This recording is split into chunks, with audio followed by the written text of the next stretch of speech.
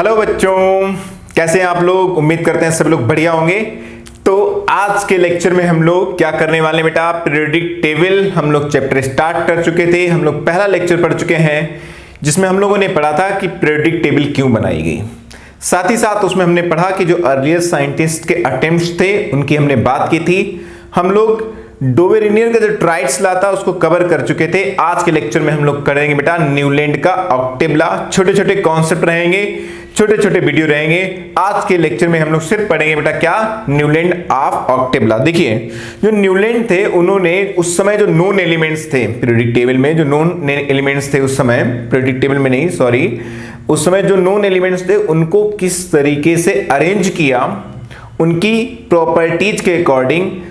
तो हम लोग देखते हैं न्यूलैंड ने किस तरीके से एलिमेंट्स को अरेंज किया। तो न्यूलैंड, यहां पर हम लोग बात करेंगे किसके लॉ की, न्यूलैंड लॉ, इसको हम लोग बोलते हैं न्यूलैंड्स ऑक्टेव लॉ या law of octave of Newland बेटा। ठीक है, न्यूलैंड बेटा ऑक्टेव लॉ। इसके अकॉर्डिंग उन्होंने क्या बताया, उन्होंने बताया कि जो भी हमारे पास एलिमेंट्स हैं, नोन एलिमेंट्स हैं, अगर उनको उनके इंक्रीजिंग एटॉमिक मास के ऑर्डर में, मैंने पहले भी बात की थी, उस समय हमें इलेक्ट्रॉन प्रोटॉन न्यूट्रॉन एलिमेंट नहीं पता थे, हमें सिर्फ एटॉमिक मास के बारे में पता था। उस समय एटॉमिक मास के इंक्रीजिंग ऑर्डर में एलिमेंट्स को अरेंज किया और उन्होंने देखा कि हर एक सेवंथ एलिमेंट के बाद में जो एर्थ एलिमेंट का है बेटा, जो एर्थ एलिमेंट है, आठवां एलिमेंट है, वो क्या होता था, उसकी प्रॉपर्टी फर्स्ट वाले एलिमेंट से सिमिलर थी। तो उन्होंने इसको बेटा एक्सप्लेन करने के लिए क्या किया, म्यूजिकल नोट्स की हेल्प ली। म्यूजिकल नोट्स क्या थे, अलग अलग लैंग्वेज में नोट्स थे। हम लोग जो जनरल म्यूजिकल नोट्स यूज किए जाते हैं उनकी बात करेंगे। तो म्यूजिकल नोट्स होते हैं बेटा सा रे गा मा पा धा नी, सारे गामा पा धा नी, और फिर से आ जाएगा हमारे पास सा। तो सारे गामा पा धा नी शा। तो ये हमारे पास क्या होता है बेटा, म्यूजिकल नोट्स होते हैं। आप लोगों को भी म्यूजिकल नोट्स के बारे में पता होगा। तो ये म्यूजिकल नोट्स एक्चुअल में मैं बता दूं थोड़ा डेप्थ में, ये म्यूजिकल नोट्स नहीं यूज किए गए थे। ये लोग, हम लोग तो अपने लैंग्वेज बेटा लिखते हैं, उन्होंने उस समय अपने लैंग्वेज जो म्यूजिकल नोट्स यूज किए जाते थे उनको यूज किया था बेटा। उसका हम एक्सप्लेनेशन नहीं करने वाले हैं। हम लोग सिंपल सा, मैंने बताया कि ये ओल्ड कॉन्सेप्ट है, तो उसको हम लोग सिर्फ उतना ही प्रायोरिटी देंगे जितने से हमारे आसानी से क्वेश्चन बेटा बन जाए। तो वो अदर म्यूजिकल नोट्स थे जिनकी हेल्प से उन्होंने क्या किया था बेटा, जो एलिमेंट्स नोन एलिमेंट्स थे उनको अरेंज किया था। तो यहां पर हम लोग बात करेंगे जो एलिमेंट्स अरेंज किए गए थे, लिथियम, फिर हमारे पास आता है बेटा beryllium, boron, carbon, nitrogen, oxygen, fluorine. इसके बाद बेटा नियॉन आना चाहिए अगर हम लोग बात करें ऑर्डर वाइज, लेकिन उस समय नियॉन क्या एक नोबल गैस है और नोबल गैस उस समय डिस्कवर नहीं हुई थी, नोबल गैस के बारे में पता नहीं था, इसलिए यहां पर नियॉन नहीं आएगा, याद रखिएगा। यहां पर हमारे पास आ जाएगा सोडियम। फिर से ऑर्डर वही चलेगा, सोडियम, मैग्नीशियम, मतलब सा रे, फिर से वही गा मा पा धा नी, फिर से हमारे पास वापस क्या आ जाएगा बेटा, सा आ जाएगा। मतलब हम लोग आगे बात करेंगे तो sodium, magnesium, aluminium, silicon, phosphorus, sulphur, chlorine, फिर से हमारे पास आर्गन आएगी, लेकिन आर्गन नोबल गैस है, नोबल गैस उस समय डिस्कवर नहीं हुई थी, बात नहीं की गई थी नोबल गैस की, तो नोबल गैस नहीं आएगी। यहाँ पर हमारे पास आ जाएगा बेटा पोटेशियम, फिर हमारे पास सा रे, फिर से हमारे पास क्या आ जाएगा, कैल्शियम। अगर हम गा पे जाएंगे तो हमारे पास आ जाएगा स्कैंडियम। यहीं पर रुक जाते हैं, यहीं पर हम लोग रुक जाते हैं और देखते हैं ये एलिमेंट्स थे जिनको, ऐसे बहुत सारे एलिमेंट्स थे जो समय नोन थे, उनको क्या किया, उनके इंक्रीजिंग एटॉमिक मास के ऑर्डर में एलिमेंट्स को बेटा अरेंज किया। ठीक है ना, एलिमेंट्स को उनके इंक्रीजिंग एटॉमिक मास के ऑर्डर में बेटा क्या किया, अरेंज किया इस तरीके से। तो उन्होंने बताया कि हर एक जो फर्स्ट एलिमेंट है कोई भी, उसका जो एर्थ एलिमेंट है उसकी प्रॉपर्टी क्या हो जाएंगी बेटा, सिमिलर हो जाएंगी। मतलब जो लिथियम एलिमेंट्स की प्रॉपर्टी होंगी और जो सोडियम एलिमेंट की प्रॉपर्टी होंगी ये बेटा सिमिलर होंगी, मैच करेंगी। बात समझ में आ रही कि नहीं आ रही है? ये किसने बताया? न्यूलैंड ने बताया। इसका नाम क्या दिया? इस कॉन्सेप्ट का उन्होंने नाम दिया ऑक्टेव लॉ। ऑक्टेव का मतलब होता है 8, मतलब हर एक एर्थ एलिमेंट क्या होगा? वो सिमिलर प्रॉपर्टी का हो जाएगा बेटा, सिमिलर प्रॉपर्टी का हो जाएगा। जैसे यहां पर बात करें बेरिलियम, तो बेरिलियम से आप आएंगे तो ये हो जाएगा 1 2 3 4 5 6 7 और फिर से ये 8 नंबर का एलिमेंट आ जाएगा। तो इसका मतलब ये हो जाएगा कि अगर हम बेरिलियम की बात करेंगे तो बेरिलियम की प्रॉपर्टी मैग्नीशियम से मैच करेंगे बेटा, सिमिलर होंगी। ऐसे ही अगर हम कार्बन की बात करेंगे तो कार्बन की आप काउंट करेंगे तो कार्बन से लेकर सिलिकॉन इसका 8th नंबर का एलिमेंट हो जाएगा। मतलब कार्बन की प्रॉपर्टी और सिलिकॉन की प्रॉपर्टी क्या हो जाएंगी बेटा? सिमिलर हो जाएंगी। तो ये काफी हेल्पफुल रहा बेटा। न्यूलैंड के कॉन्सेप्ट से ये क्लियर हो गया था कि हम लोग किसी एक फिजिकल प्रॉपर्टी को, चाहे एटॉमिक मास ले लें, बॉइलिंग पॉइंट ले लें, मेल्टिंग पॉइंट ले लें, किसी फिजिकल प्रॉपर्टी को यूज करके हम लोग एलिमेंट्स को अरेंज कर सकते हैं। ये आइडिया लगना स्टार्ट हो गया था। ये आइडिया लगना स्टार्ट हो गया था कि हम किसी फिजिकल प्रॉपर्टी को यूज करके एलिमेंट्स को अरेंज कर सकते हैं उसकी प्रायोरिटी में, उसकी पीरियोडिसिटी में। बेटा पीरियोडिसिटी क्या होती है कि लेफ्ट टू राइट जाएंगे, आफ्टर फ्यू एलिमेंट्स हम लोग एक पर्टिकुलर डिस्टेंस पे जाएंगे, आफ्टर फ्यू एलिमेंट्स क्या होगा? वापस से हम देखेंगे सेम प्रॉपर्टी का एलिमेंट बेटा रिपीट करने लगता है। इसी को हम लोग बोलते हैं बेटा पीरियोडिसिटी। इसको हम लोग आगे डेप्थ में भी पढ़ेंगे। तो बेटा ये किसकी बात थी? लॉ ऑफ ऑक्टेव की। लेकिन ये भी कॉन्सेप्ट ज्यादा दिन चला नहीं बेटा, ये भी कॉन्सेप्ट फेल हो गया। क्यों फेल हो गया बेटा? बोरान एल्यूमिनियम के बाद अगर हम बात करेंगे तो यहां पर आता है एलिमेंट गैलियम। प्रॉपर्टी के अकॉर्डिंग यहां पर क्या आना चाहिए? गैलियम एलिमेंट आएगा। शायद नीचे लिख गया हो तो दिख नहीं रहा हूं, मैं यहां लिख देता हूं बेटा। क्या आना चाहिए? गैलियम आना चाहिए। तो गैलियम आना चाहिए। स्कैंडियम एक ट्रांजिशन एलिमेंट होता है, इसका लास्ट इलेक्ट्रॉन डी सबसेल में जाएगा, अभी हम लोग आगे पढ़ेंगे। तो ये कई सारी हमने देखा इसकी प्रॉपर्टी जो होती है बेटा, स्कैंडियम की प्रॉपर्टी इनकी प्रॉपर्टी से मैच नहीं करती। मतलब अगर हम लोग बात करेंगे एल्यूमिनियम, तो एल्यूमिनियम का जो अर्थ का एलिमेंट आएगा बेटा, 8वां एलिमेंट आएगा अकॉर्डिंग टू इंक्रीजिंग ऑर्डर जो अरेंज किए जा रहे थे, उसके अकॉर्डिंग स्कैंडियम की प्रॉपर्टी मैच नहीं होंगी। तो यहां पर हम लोग देखेंगे कि जो न्यूलैंड का ऑक्टेव लॉ था वो सिर्फ कैल्शियम तक वैलिड था बेटा। कहां तक वैलिड था?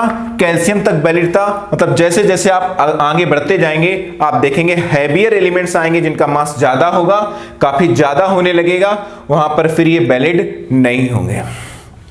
इसको थोड़ा और डेप्थ में समझते हैं। एक्चुअल में था ये कि आप पोटेशियम का मास देखेंगे एटॉमिक नंबर 19 जिसमें नोन नहीं था, मास कितना था बेटा? 39 था, यहाँ 40 था। तो कुछ कुछ क्या था? एक एवरेज मास चला था। अब आर्गन क्लोरीन का देखेंगे 37 था, सल्फर का देखेंगे तो 32 था, फास्फोरस का 31 था। मतलब एक पर्टिकुलर ऑर्डर चल रहा था। लेकिन यहाँ पर आपको लार्ज डिफरेंस दिखाई पड़ेगा, स्कैंडियम का 44 हो जाएगा जाके बेटा। और इसके बाद जैसे जैसे एलिमेंट्स आएंगे, जैसे जैसे क्या होगा बेटा, हमारे पास एलिमेंट बढ़ता जाएगा, एलिमेंट का ऑर्डर बढ़ता जाएगा, उनका मास डिफरेंस बहुत ज्यादा होता जाएगा बेटा। तो हम लोग ये बोल सकते हैं कि ये केवल कहां तक वैलिड था बेटा? ये केवल कैल्शियम तक, मतलब लाइटर एलिमेंट्स तक वैलिड था। तो इसमें फायदा क्या मिला? हमें आइडिया मिल गया कि हम किसी फिजिकल प्रॉपर्टी को इंक्रीजिंग एटॉमिक मास में या increasing boiling point, melting point किसी पर्टिकुलर ऑर्डर में अरेंज कर सकते हैं। दूसरा बेनिफिट्स था ये कि इससे ये पता चला कि हम किसी कॉन्सेप्ट को लगा के यहाँ पर एलिमेंट्स को अरेंज कर सकते हैं, चाहे वो म्यूजिकल नोट्स की हेल्प ले लें या फिर किसी और पर्टिकुलर ऑर्डर को या किसी पर्टिकुलर कॉन्सेप्ट को यूज करके हम लोग एलिमेंट्स को अरेंज कर सकते हैं। अब बात ये आती है, बड़ी इंपॉर्टेंट बात है, ध्यान दीजिएगा कि फायदा तो ये मिला अब इससे, लेकिन हमने देखा इसके कई सारे क्या थे बेटा? डीमेरिट्स थे, है ना। तो डीमेरिट्स में हम जाएंगे। इन्होंने कोई भी एलिमेंट्स के बीच स्पेस नहीं छोड़ा। जैसे कि आफ्टर फ्यू टाइम्स क्या हुआ? नोबल गैस बेटा डिस्कवर हुई। नोबल गैस जैसे ही आई, जैसे नियान की बात आई तो नियान को कहां अरेंज किया जाएगा? इनके ऑर्डर में कहीं भी नहीं था बेटा। ये कहां तक वैलिड थे? सिर्फ लाइटर एलिमेंट कैल्शियम तक वैलिड थे बेटा, ठीक है ना। तो ये लाइटर एलिमेंट तक ही एक्सप्लेन कर सकते थे। अगर मैं इसके आगे जाऊं उससे तो हम देखें स्कैंडियम, है ना। उसके आगे जाएंगे तो यहां पर हमारे पास क्या मिलेगा? इसके आगे हमारे पास यहाँ मिल जाएगा बेटा आयरन आता है जैसे यहाँ पर, ठीक है ना। इसमें हम बात करें तो यहाँ पर उन्होंने मैग्नीज को अरेंज किया हुआ था। तो आप देखेंगे नाइट्रोजन, फास्फोरस ये दोनों नॉन मेटल है। अगर रियल की प्रॉपर्टी में जाएंगे तो दोनों नॉन मेटल है, जबकि मैग्नीज मेटल है। मतलब इसकी प्रॉपर्टी आप देखेंगे बिल्कुल क्या होगी बेटा? डिफरेंट होगी। आप सल्फर के बाद जाएंगे आयरन पर, तो सल्फर की और आयरन की प्रॉपर्टी बिल्कुल क्या होंगी बेटा, डिफरेंट होंगी। मतलब जो न्यूलैंड अरेंज कर रहे थे वो ज्यादा देर तक या ज्यादा दूर तक बेटा एलिमेंट्स में एटॉमिक मास के इंक्रीजिंग ऑर्डर में जो सेट किया था उसमें ये कॉन्सेप्ट काम नहीं कर रहा था, तो ये कॉन्सेप्ट भी क्या हो गया बेटा, फेल हो गया। चलिए इसी चीज को हम लोग क्या करते हैं, थ्योरेटिकल वे में बेटा लिखते हैं, इसका डेफिनेशन लिख लेते हैं न्यूलैंड का ऑक्टेव लॉ और उसके मेरिट्स और डिमेरिट्स बेटा लिख लेते हैं, ठीक है। चलिए स्टार्ट करते हैं। तो बेटा हम लोग बात करते हैं, न्यूलैंड का कॉन्सेप्ट समझ में आ गया कि when we arrange the element in increasing order of atomic mass then eighth element from first have similar properties. बेटा जो एर्थ एलिमेंट होगा वो क्या करेगा, फर्स्ट वाले एलिमेंट से प्रॉपर्टीज सिमिलर दिखाएगा, जैसा कि हम लोग देख चुके हैं। हम लोग जो इंपॉर्टेंट डेफिनेशन है वो कर लेंगे बेटा, इसके बाद हम लोग बात करेंगे कुछ इंपॉर्टेंट पॉइंट्स की। देखिए जो क्वेश्चन अक्सर पूछा जाता है वो ये पूछा जाता है कि ऑक्टेव लॉ जो है किसने बनाया, तो बात आ सकती है न्यूलैंड की, कई सारे साइंटिस्ट हैं, छोटे छोटे क्वेश्चन किए जा सकते हैं। और सबसे इंपॉर्टेंट इसके ड्रॉबैक्स क्या था बेटा, तो ड्रॉबैक्स में आएंगे तो हमने जैसा कि देखा था उस समय कि ये किस तक वैलिड था बेटा, कैल्शियम तक वैलिड था, उसके बाद ट्रांजिशन एलिमेंट स्कैंडियम टाइटेनियम आ गए थे, वहां पर उसके आगे बेटा वैलिड नहीं हो रहा था। हमने देखा था कि जो नॉन मेटल थे उनके साथ मेटल को इंक्लूड कर दिया गया था। तो हम बोल सकते हैं it works for lighter elements, ठीक है ना। सेकेंड पॉइंट हम बोलेंगे इनर्ट गैसेस का, जैसे हमने देखा था कि lithium, beryllium, boron, carbon, nitrogen, oxygen तक तो फ्लोरीन तक जा रहे थे, लेकिन नोबल गैसेस की कोई बात नहीं की थी और कोई स्पेस भी उनके लिए नहीं छोड़ा था। तो inert gases was not discovered at that time, so no position is given to them. उन्होंने क्या किया, उनके लिए कोई भी पोजीशन नहीं दी थी बेटा। He put iron in the same group, हमने देखा था कि जो ऑक्सीजन है, सल्फर है, उसके जस्ट नीचे उन्होंने क्या किया था, आयरन को रखा था, फिर यहां पर सेलेनियम को बेटा रखा था। तो ऑक्सीजन फैमिली में आयरन को रख दिया, जो कि क्या होता है बेटा, ऑक्सीजन फैमिली में जाएंगे तो ये सब नॉन मेटल होते हैं, इनकी प्रॉपर्टी बिल्कुल भी सेम नहीं होती बेटा, आयरन से बिल्कुल ही अलग होती है बेटा, डिफरेंट होती है, क्योंकि मेटल नॉन मेटल की प्रॉपर्टी बिल्कुल अलग होती है बेटा। तो ये कुछ इनकी प्रोडक्ट टेबल में जो इन्होंने फ्रेम की थी बेटा, उसमें क्या थे बेटा, कुछ ड्रॉबैक्स थे, कुछ कमियां थी बेटा। ही पुट आयरन, ये हो गया बेटा। और क्या था, oxygen which have totally different property, जैसा कि मैंने बताया वो मेटल था और नॉन मेटल ग्रुप में बेटा रखा गया था।